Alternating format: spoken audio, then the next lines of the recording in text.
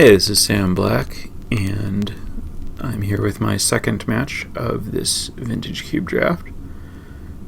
I have a hand that is good and disruptive, but a little bit mana light on the draw, so I think that it's a decent keep. I have Thoughtseize to slow my opponent down, and then ideally I'll be able to build up to a decent Mind Twist.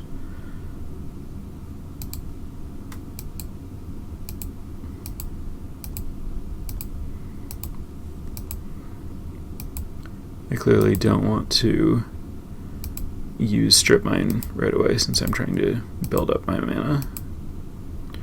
I Thoughtseize and see Ajani, Chain Lightning, Linvala, and Sword of War and Peace. And I think that Ajani is the most threatening of these. The Sword of War and Peace requires a creature, and I have Terminate and Murderous Cut and a good amount of time to deal with that. So I take the Ajani.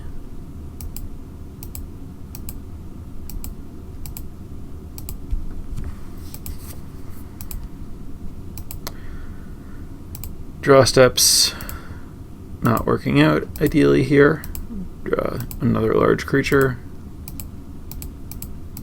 And my opponent casts the sword.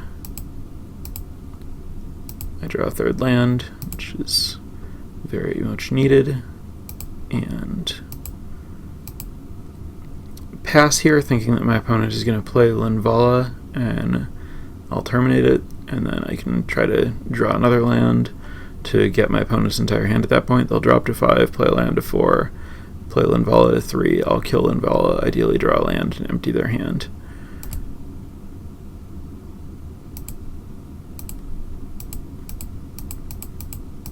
And unfortunately my opponent has Gideon instead, which is much worse for me, as now I can't answer it, and they have this Sword of War and Peace that suddenly has 2 different creatures it can be equipped on. So that was really one of the worst cards they possibly could have drawn for me.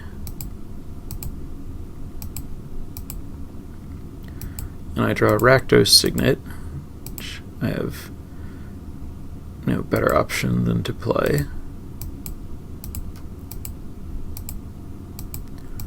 My opponent's just going to equip the Night Ally, which I'm going to kill because I would take a lot of damage otherwise, and I can't kill it once it's equipped.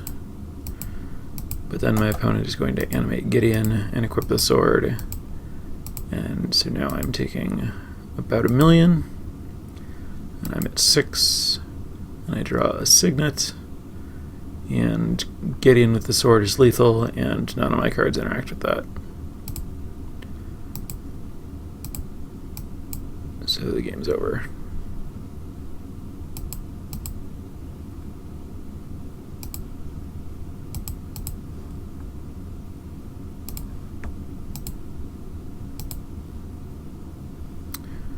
The second game, I'm on the play.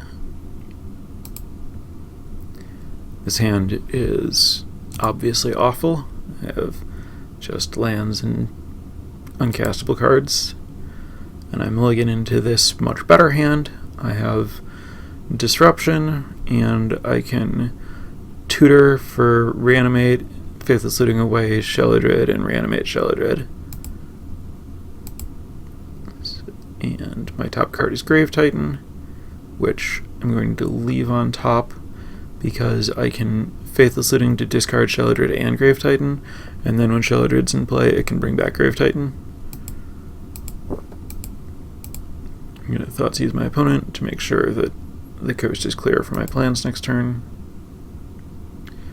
I see Brimstone Volley, Soulfire Grandmaster, and Sword of Light and Shadow. Shepherdred can take care of the Soulfire Grandmaster, so I'm going to take the Sword of Light and Shadow because it gives protection from my deck.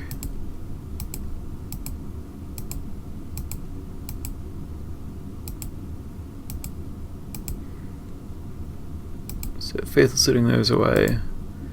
And now I know that I'm going to have 3 mana, so instead of getting Reanimate and losing 7 life, I can get Necromancy. That means that I won't be able to strip mine my opponent, but I know that they didn't have anything that interacts with what I'm doing, and they did have Brimstone Volley, so it feels like having 7 more life is going to be very valuable.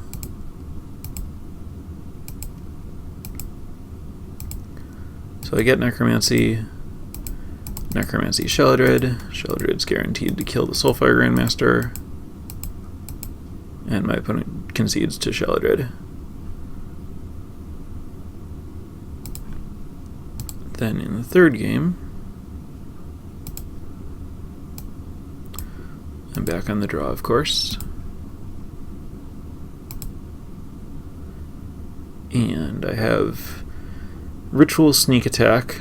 Sneak Attack Sheoldred isn't that great, but I have a Scry, and I'm very close to doing something really busted, so I keep this.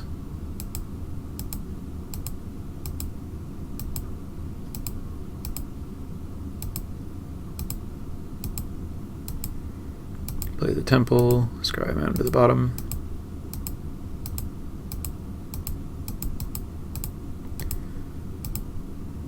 My opponent plays Secret away, and I draw Damnation. So I could Ritual Damnation or Ritual Sneak Attack here, but I decide that I don't want to do either. I think I can take 4 here, and I'd rather be able to pick up another creature with Damnation if possible, and I don't want to Ritual Sneak Attack and then not have the option to Damnation next turn if I have to. If, for example, my opponent plays a Sword, then I definitely want a Damnation on turn 3, but if my opponent plays nothing, then I can wait another turn and then save the Ritual for Ritual Sheoldred. So I'm just going to pass here. Take 4. Opponent plays a land and passes. I'm going to pass. Take 4 again. And I get extremely lucky here. My opponent plays a 4-mana creature. So now I can Damnation all of that away. And then my opponent plays Nahiri, which is... So Nahiri plus Kythian, so now my opponent has a blocker for Nahiri, which means that I can't, if I draw a mountain, Sneak Attack Sheoldred in to kill Nahiri, which I wouldn't necessarily want to do if I could, but it's an interesting question. It would leave my opponent with only 1 card in hand, and I'd have a Sneak Attack, but my opponent would have Needle Spires and I'm at 10. But as is, that line's not available to me, but I can just Ritual Sheoldred. And Sheoldred will kill Kythian. But now my opponent also has Gideon, so now Sheoldred can't attack and kill a Planeswalker because there's the night blocking. My opponent's going to Chain Lightning me down to 7. So Sheoldred can't attack. If it does attack, Nahiri can kill it, and it just kills a Night Ally that's going to die to its ability anyway.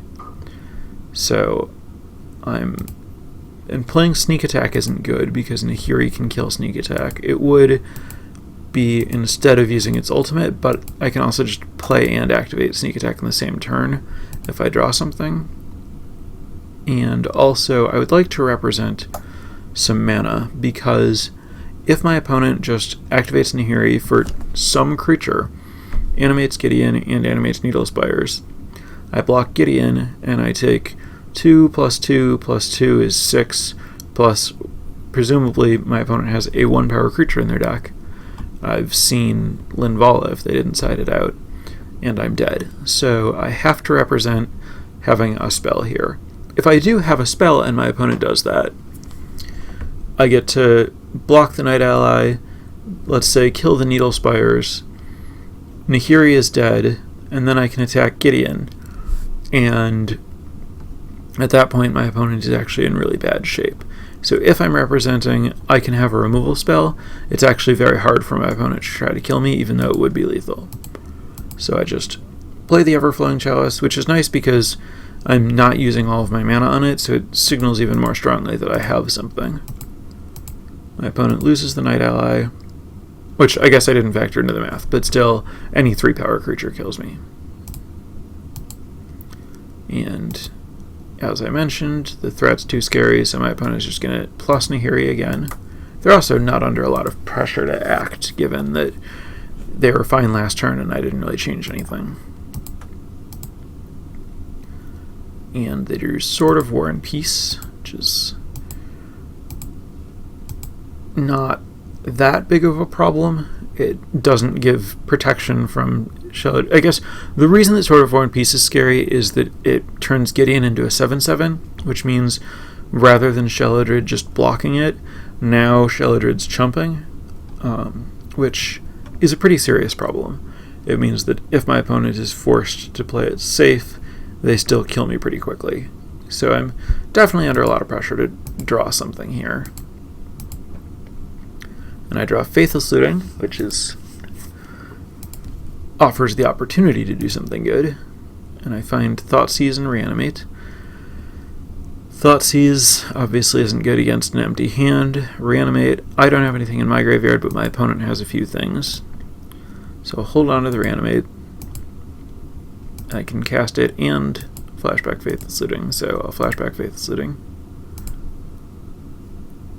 And I find Grave Titan. So now I'm in an interesting spot. I can reanimate Grave Titan and go to 1, or I can reanimate Kythian as another blocker and be at 6. If I reanimate Grave Titan, I have 4 blockers. My opponent will have potentially 1, 2, 3 attackers, but I'm also dead to a burn spell at any point. And if I reanimate Kythian, then my opponent will lose this, and I have Kythian and Sheoldred. Kythian can block Gideon, and Sheoldred can block Needle Spires, and then, or whatever Nahiri finds. If Sheoldred lives, it'll return Grave Titan on my next turn, and then I'll have Grave Titan and Kythian, because I have enough mana to activate Kythian's indestructible ability in addition to casting Reanimate. So I'll have Sheoldred and Kythian and Grave Titan if I can untap after returning Kythian. So I decided to return Kythian. I'm really not sure if it's right. And pass. My opponent loses the Night Ally, uses Nahiri, and finds Stormbreath Dragon, which... Oh, I guess that's... Yeah, I can't possibly reanimate Grave Titan because I know that my opponent has, as of last game, Linvala, and it's reasonable to assume that they have a flyer, and any using Nahiri for any flyer kills me if I get Grave Titan, whereas here my opponent needs to be able to do 6 damage. Unfortunately, and I guess this just means I was dead either way, Sword of War and Peace is going to make basically any flyer deal 6 damage, as long as it has 2 power. That's 2 plus Sword of War and Peace gives 2 power is 4, plus 2 cards in my hand is 6. So anyway, my opponent gets Stormbreath, animates Gideon, plays Sword of Light and Shadow, equips Light and Shadow to Stormbreath, and kills me with Stormbreath. And that was the match.